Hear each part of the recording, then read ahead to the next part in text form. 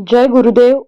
महेश मानव सेवा संस्था SSYS परिवार इचलकरंजी, संगू गुरुजी चॅरिटेबल ट्रस्ट आणि भारत विकास परिषद नाशिक यांच्या संयुक्त विद्यमाने संपूर्ण स्वास्थ्य योग शिबिराचे आयोजन इचलकरंजीत करण्यात आले आहे. या शिबिरात विविध नामवंत पुरस्कार प्राप्त तसेच सुमारे 35 वर्षांहून अधिक काळ योगाचे प्रशिक्षण आणि मार्गदर्शन करण्याचा अनुभव असलेले भारतातील प्रसिद्ध योगाचार्य संगू गुरुजी मार्गदर्शन करणार आहेत.